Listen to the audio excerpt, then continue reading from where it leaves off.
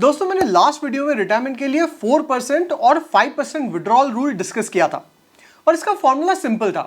अगर आप 4% withdrawal rule follow करते हैं तो आपको एनुअल एक्सपेंस को 25 से मल्टीप्लाई करना है और अगर आप 5% रूल के हिसाब से करते हैं तो 20 से मल्टीप्लाई करना है। मतलब अगर आपका 12 लाख साल का खर्चा है तो आपको 4% रूल के हिसाब से 3 करोड़ रुपए चाहिए और 5% रूल के हिसाब से 2.4 करोड़ चाहिए। लेकिन बहुत सारे लोगों को इसमें कंफ्यूजन है।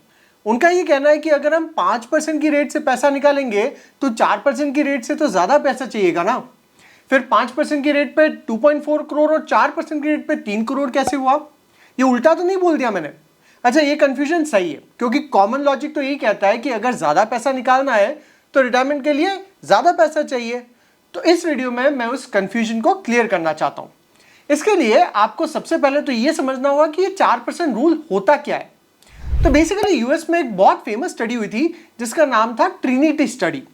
वहां पे रिसर्चर्स ने यूएस का 60-70 साल का स्टॉक और बॉन्ड मार्केट का पूरा डेटा उठाया और टेस्ट किया कि अगर एक रिटायर्ड आदमी अपना पैसा इन्वेस्ट करके हर साल थोड़ा थोड़ा निकालता है तो कितना निकालने पे उसका पैसा 30 साल तक सेफ चलेगा।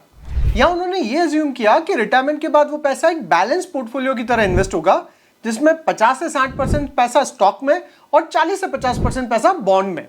तो रिसर्च के हिसाब से इस तरह के पोर्टफोलियो का हिस्टोरिकल रिटर्न 7 से 8% के आसपास बनेगा क्योंकि यूएस में बॉन्ड का रिटर्न कम है। तो वहां इन्फ्लेशन भी 2 से 3% ही है। मतलब इन्फ्लेशन एडजस्ट करने के बाद पोर्टफोलियो का अराउंड रिटर्न बनता है 4 से 5% के आसपास। तो उस रिसर्च में पता चला कि अगर आप हर साल 4% पैसा निकालते हो और बाकी पैसा पोर्टफोलियो में इन्वेस्टेड रहता है और वो ग्रो करता है तो आपको आपके रिटायरमेंट लाइफ आराम से निकाल सकते हो बिना किसी पैसे खत्म होने की टेंशन के। इसलिए 4% को एक सेफ विड्रॉल रूल बोला गया है। ये कोई गारंटी नहीं है पर एक गाइडेंस है जिसमें आप रिटायरमेंट पे आराम से पैसा मैनेज कर पाओगे। अब आप बोलोगे कि ये 4% रूल इंडिया में कैसे एप्लीकेबल है? तो इंडिया में इन्फ्लेशन 6% के आसपास है। अगर आप रिटायरमेंट के बाद एक बैलेंस पोर्टफोलियो बनाते हैं जिसमें मान लो 60% इक्विटी 40% डेट है तो उसका एक्सपेक्टेड रिटर्न 10% के आसपास हो सकता है। इसमें इक्विटी का रिटर्न 12% मान लो जो एक हिस्टोरिकल रिटर्न है पिछले कई सालों का, और आगे भी रिटर्न यही रहने की उम्मीद है। और बॉन्ड या एफडी में 6 से 7% का रिटर्न मिलता है। मतलब ओवरऑल 10% का पोर्टफोलियो रिटर्न एक्सपेक्ट करते हैं जो आपको हर साल आपके रिटायरमेंट कॉर्पस पे मिलेगा। अच्छा, यहां एक बात याद रखना कि ये इक्विटी में 12% हर साल फिक्स नहीं रहता है, कभी ज्यादा और कभी कम भी हो सकता है मार्केट के मूवमेंट के हिसाब से।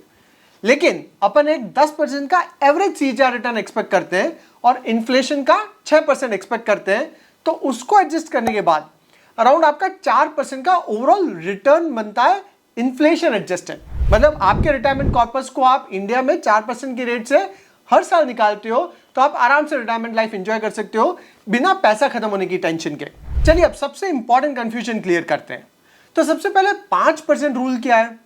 इसमें हम ये अज्यूम करते हैं कि आपका रिटायरमेंट पोर्टफोलियो थोड़ा एग्रेसिव रहेगा। जैसे मान लो 70% इक्विटी 30% बॉन्ड और आपको अराउंड 11% का सीजीआर रिटर्न एक्सपेक्टेड मिलेगा। इन्फ्लेशन वही अपन ने 6% लिया है। मतलब 5% रूल में हम ये अज्यूम कर रहे हैं कि आपका एनुअल रिटर्न 4% रेट से 1% ज्यादा बनेगा। और अगर हम 1% रिटर्न ज्यादा बनेगा तो आपको रिटायरमेंट के लिए पैसा कम चाहिएगा ना। हाँ, अगर दोनों 4% और 5% केस में हम एक्सपेक्टेड रिटर्न सेम रखते हैं तो आपको ज्यादा विड्रॉ करने के लिए ज्यादा पैसा चाहिएगा। लेकिन 5% के केस में हम 1% एक्स्ट्रा रिटर्न पकड़ रहे हैं और इस वजह से अगर आपको 12 लाख का साल का खर्चा है तो आपको 2.4 करोड़ का रिटायरमेंट कॉर्पस ही चाहिएगा क्योंकि इसमें हम 1% ज्यादा रिटर्न एक्सपेक्ट कर रहे हैं हर साल। लेकिन आपको कंजर्वेटिव रहना है तो 4% रूल अच्छा है जहां 10% एनुअल रिटर्न एक्सपेक्ट कर लो और 6% इन्फ्लेशन। उसके हिसाब से आपको 3 करोड़ चाहिए रिटायरमेंट के टाइम पे। आई होप अब आपकी कंफ्यूजन क्लियर हो गई होगी कि 5% और 4% रेट के पीछे का लॉजिक क्या है। आपको 4% रूल के लिए अपने एनुअल एक्सपेंस को 25 से मल्टीप्लाई करना है और 5% रूल के लिए 20 से मल्टीप्लाई करना है। लेकिन जैसा हमने पिछले वीडियो में डिस्कस किया था, अगर आप 5 साल या 10 साल या 20 साल बाद रिटायर होने वाले हैं तो पहले तो आपको आपके करंट जो एनुअल खर्चे हैं उसको आपको इन्फ्लेशन से एडजस्ट करना पड़ेगा क्योंकि हर साल वो खर्चे बढ़ेंगे। अगर आज आपका 12 लाख पर ईयर का खर्चा है और मान लो 6% इन्फ्लेशन है तो 10 साल बाद वो खर्चा आपका 21.5 लाख होगा साल का।